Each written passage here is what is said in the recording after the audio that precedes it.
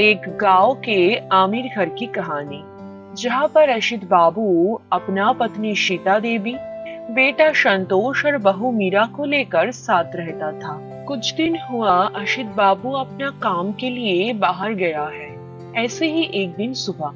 माँ जी, ये लीजिए आपकी चाय। सुबह सुबह तुम्हारे हाथ की चाय पिए बिना मेरे दिन का शुरुआत नहीं होता है। हाँ माँ जी, आप चाय पी लीजिए और बताइए आज खाने में क्या बनेगा। फ्रिज में पनीर रखा हुआ है, तो आज मटर पनीर बना लो। बहू देखो तो कौन आया है। हाँ माँ जी, मैं देख रही हूँ। जैसे ही दरवाजा खोला तो अशित बाबू अपना बहू की उम्र की एक लड़की को साथ लेकर घर आया। अरे पापा जी, ये कौन आया है आपके साथ? ये मेरा पत्नी है। आप ये सब क्या बात कर रहे हैं? एक पत्नी रहते हुए भी दूसरी शादी कानून के खिलाफ है। तुम्हारा दिमाग खराब हो गया क्या? तुम सुबह घर आकर क्या बात कर रहे हो? दिमाग क्यों खराब होगा? ये मेरा पत्नी है और अब से इस घर में ही रहेगी। तुम्हें ये सब कहते हुए शर्म नहीं आता क्या? इस उम्र में अपना बेटी की उम्र की लड़की से शादी करके घर लेकर आए हो। तो क्या हुआ माँ? पापा का मन हुआ तो दूसरी शादी करके ले आया। इससे तुम दोनों क्या क्या समस्या हो रहा है? हाँ सीता, मैं हर दिन तुम्हारा ये चेहरा देखकर थक चुका हूँ, इसीलिए दूसरा शादी कर लिया। अशित बाबू अपना नया पत्नी नीति को साथ लेकर घर चला गया। बहू, ये मेरी जिंदगी में क्या हो गया? माँ जी, आप चिंता मत कीजिए, मैं हमेशा आपके साथ हूँ। अगले दिन सुबह नीति की माँ इस घर में आई। अरे आप कौन हैं? ये मेरी माँ है, अब से इस घर में ही रहेगी। नीति अपनी माँ को साथ लेकर घर चली गई। फिर कुछ देर बाद देखिए माँ जी, ये माँ बेटी मिलकर घर का क्या हालत करके रखा है।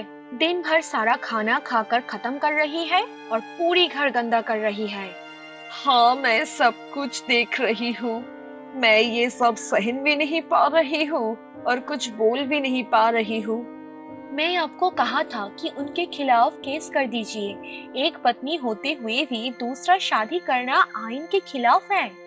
नहीं बहू, मेरी उम्र तो कम नहीं हुआ। अब इस उम्र में मैं और लड़ना नहीं चाहती हूँ। भगवान सब कुछ देख रहा है, अब वो जो चाहेगा वो ही होगा। आप सही कह रहे हैं, अब सब कुछ भगवान के ऊपर छोड़ने के अलावा और कुछ कर भी नहीं सकते। कुछ देर बाद संतोष खाने के टेबल में आकर बैठा। मीरा, मुझे ऑफिस जाना है, मेरा ब्रेकफास्ट दे दो। क्या ब्रेकफास्ट?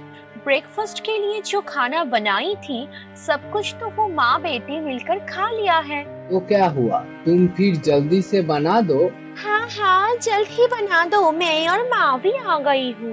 क्या तुम दोनों तो अभी सारा खाना खाकर चली गई, अब फिर कैसे खाओगी? तो क्या हुआ, हम दोनों हर वक्त खा सकती हूँ। इसमें तुम कौन हो बोलने वाली? मीरा, जल्दी जाओ, अब सबके लिए खाना बनाकर ले आओ। मीरा रसोई में जाकर सबके लिए खाना बनाकर ले आई और फिर संतोष खाना खाकर ऑफिस चले जाने के बाद मेरे कमरे में मेरे सारे कपड़े हैं, वो अभी साफ करके दो। अरे हाँ, मेरा घर भी साफ करके दो। मैं अब दोनों की नौकरानी हूँ क्या, जो मैं ये सब करके दूंगी?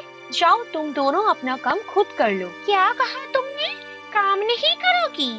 रुको, मैं अभी तुम्हारी मजा चखाती हूँ।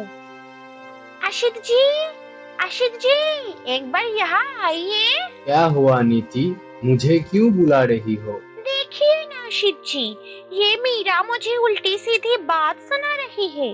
नहीं नहीं, मैं इस तरह इस घर में और नहीं रह सकती। तुम झूठ क्यों बोल रही हो पापा जी से? तुम ही तो आकर मुझे अपना घर साफ करने के लिए बोल रही थी।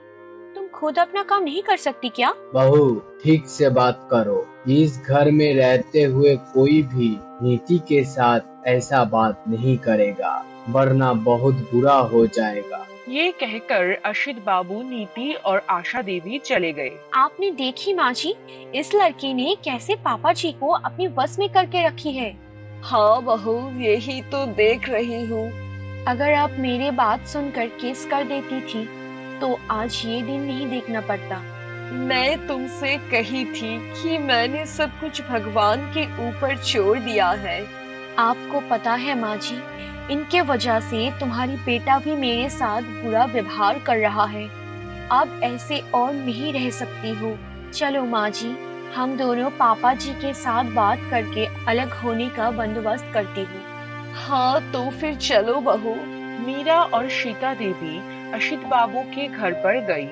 वहां पर नीति और उनकी माँ भी थी। पापा जी, हम दोनों को आपसे कुछ बात करनी है। हाँ बोलो। हम दोनों आप सबके साथ इस तरह नहीं रह सकती हूँ।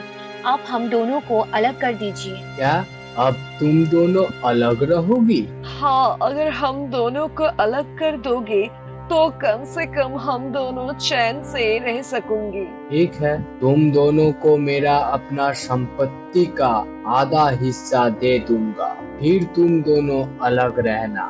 ये बोलकर अशित बाबू घर से चला गया। फिर मीरा और सीता देवी भी चली गई। तब ए लड़की, तू मूर्ख है क्या? वो दोनों संपत्ति का 50% हिस्सा ले लेंगे और तू कुछ नहीं कह सकी। क्या कहूँगी? अच्छा ही तो हुआ, सारा मुसीबत दूर हो जाएगा। अरे मैं तेरी शादी इस बुढ़े से करवाई थी ताकि ये बुढ़े मर जाने के बाद इसका सारा संपत्ति तेरी हो जाए और फिर मैं तेरी शादी एक अच्छा लड़का से करवा सकूंगी। लेकिन अब संपत्ति का बंटवारा हो जाएगा। तू ये आधे संपत्ति का क्या करेगी? अभी जा और उस बुढ़े को बोल संपत्ति का बंटवारा नहीं करने के लिए। हाँ माँ, तुम तो सही कह रही हो। मैंने तो ये पहले नहीं सोची थी। रुको, मैं अभी जा रही हूँ। नीति और उनकी माँ की बातचीत मीरा और सीता देवी कमरे के बाहर खड़े होकर चुपके से वीडियो रिकॉर्ड कर लिया। माँ जी, अब देखिए क्या होता है। संतोषी को ऑफिस से घर लौटने दीजिए, फिर मैं ये वीडियो सबको दिखा दूंगी। रात में खाने के टेबल पर जब सब लोग एक साथ हुआ तब पापा जी, एक बार ये वीडियो देख लीजिए। इस बुढ़े से करवाई थी।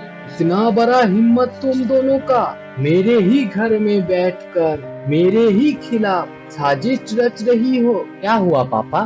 दो मुझे फोन दो, मुझे भी देखना है। सीता, मुझे माफ कर दो, मुझसे बहुत बड़ा गलती हो गया है।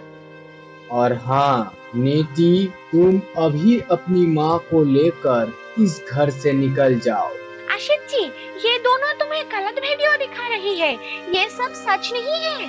अब यहाँ पर कोई बात नहीं होगा। अब रात हो गया है, इसीलिए मैं कल सुबह ही तुम दोनों को इस घर से निकाल दूंगा। अगली सुबह होते ही अशित बाबू ने नीति और उनकी माँ को घर से बाहर निकल दिया और तब से ये परिवार पहले की तरह एक सुखी परिवार बन गया।